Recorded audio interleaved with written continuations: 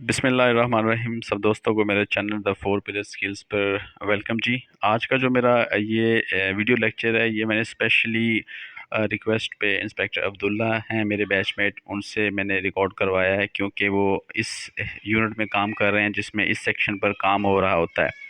तो मैंने कहा कि मैं उनसे आप लोगों के लिए एक लेक्चर रिकॉर्ड करवाता हूँ, आप लोगों को फ़ायदा होगा और अच्छा आपको सीखने को मिलेगा।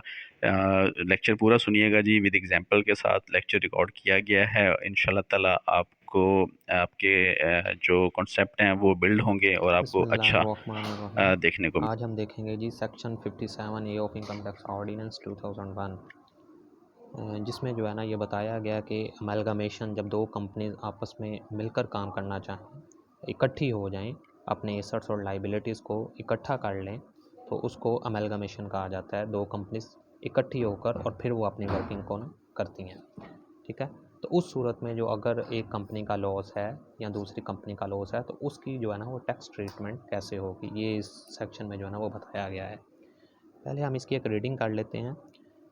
सब सेक्शन 1 है जी, the assessed loss excluding capital assets for the tax year other than brought forward and capital loss of the amalgamating company or companies shall be set off against business profits and gains of the amalgamated company and vice versa in the year of amalgamation, and where the loss is not adjusted against the profits and gains for the tax year, the unadjusted loss shall be carried forward for adjustment up to a period of 6 tax years succeeding the year of amalgamation.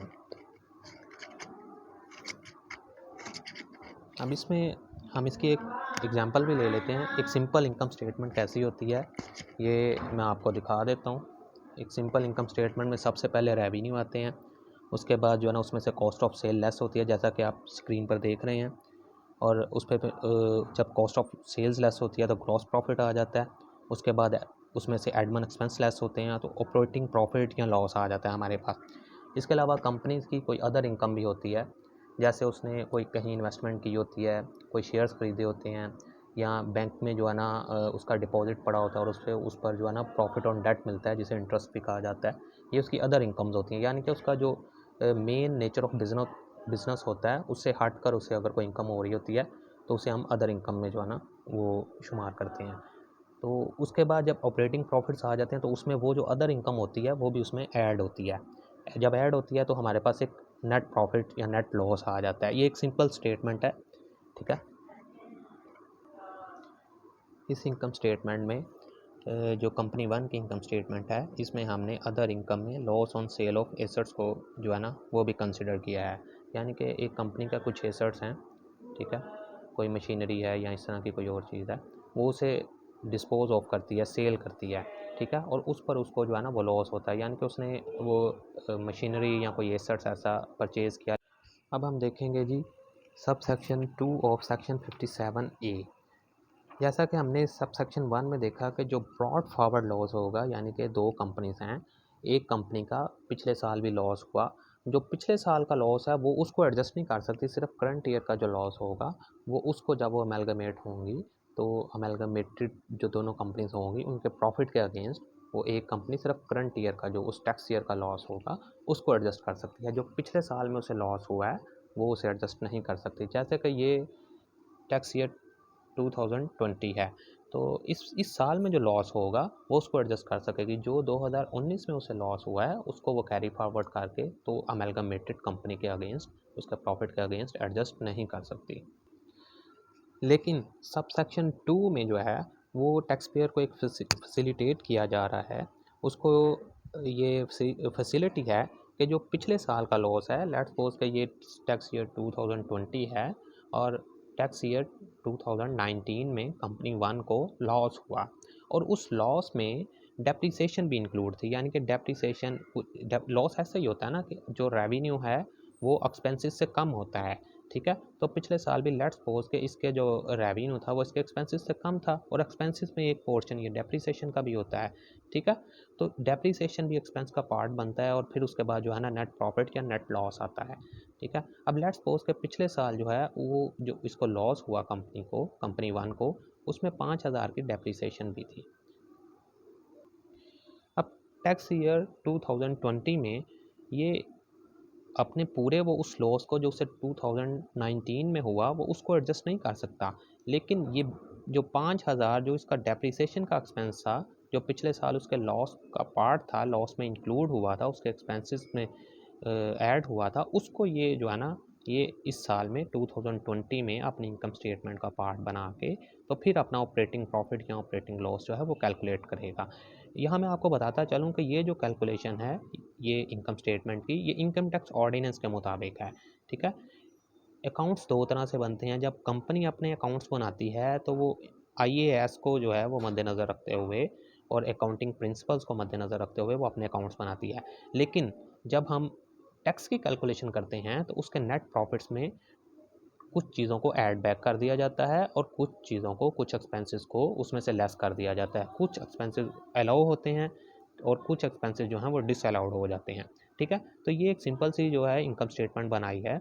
इसमें ये जो working है ये income tax ordinance के मुताबिक है। वैसे तो अब हम देखते हैं जी sub section 2A of section 57। इसकी हम एक रीडिंग कर लेते हैं। In case of amalgamation of banking company और नॉन फाइनेंस कंपनी, मुदारबाज और insurance company, the accumulated loss under the head income from business not being speculation business. इसमें स्पेकुलेशन बिजनेस लॉस को एडजस्ट करने की परमिशन नहीं है जी, सिर्फ इनकम फ्रॉम बिजनेस जो है वो एडजस्ट हो गई। ठीक है। Of an amalgamating company or companies shall be set off or carried forward against the business profit and gains of the amalgamated company and vice versa up to a period of 6 tax years immediately succeeding the tax year in which the loss was first computed in the case of amalgamated company or amalgamating company or companies। ये section add किया गया था 2008 में। उससे पहले जो है banking companies अपने लॉस को एडजस्ट नहीं कर सकती थी। तो जब ये सेक्शन ऐड हुआ उसके बाद जो है जब बैंकिंग कंपनीज अमेलगमेट होती हैं, जैसे कि दो बैंक, मैं आपको एक एग्जांपल भी देता हूँ। जैसे निब बैंक हुआ करता था, वो MCB में जो है ना वो मर्ज हो गया। इसी तरह एक एटलस बैंक होता था, वो सुमित बैंक में जो है वो मर्ज हो गया। दोनों जो है ना उन्होंने अमेलगमेशन का एक एग्रीमेंट कर लिया और दोनों अब मिलकर काम कर रहे हैं। ठीक है। तो अब बैंकिंग कंपनीज जो हैं वो भी, अगर उनका भी लॉस है इनकम फ्रॉम बिजनेस, तो वो अमेलगमेट होने के बाद अपने प्रॉफिट्स के अगेंस्ट उसे एडजस्ट कर सकते हैं। लेकिन इसमें से स्पेकुलेशन बिजनेस जो है बिजनेस लॉसेस को उनको निकाल दिया जाएगा।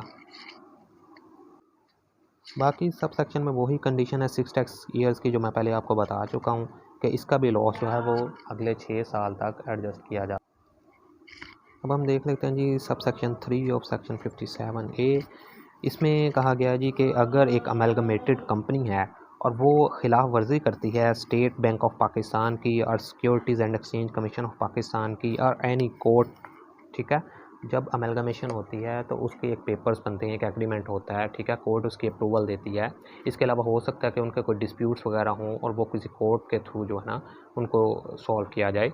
अगर उस पर कोर्ट कोई उसकी अमेलगमेशन के हवाले से कोई इंस्ट्रक्शन देती है या स्टेट बैंक ऑफ पाकिस्तान कोई ऐसी इंस्ट्रक्शन देता है या securities and exchange commission of Pakistan कोई ऐसी इंस्ट्रक्शन देता है और वो अमेलगमेटेड कंपनी उसकी खिलाफ वर्जी करती है, तो ये जो सारा उसे बेनिफिट दिया गया है, ये लॉस जो उसको पिछली कंपनी के जो अमेलगमेशन से पहले के जो लॉस हैं वो अमेलगमेट होने के बाद जो एडजस्ट किए गए हैं, ये एक बेनिफिट है, इसको जो है ये ख़त्म कर दिया जाएगा और वो जो लॉस उसको जो बेनिफिट दिया गया उसको उसकी इनकम में ऐड कर उसकी इनकम का पार्ट बना दिया जाएगा और उस पर जो है ना वो टैक्स इम्पोज कर दिया जाएगा।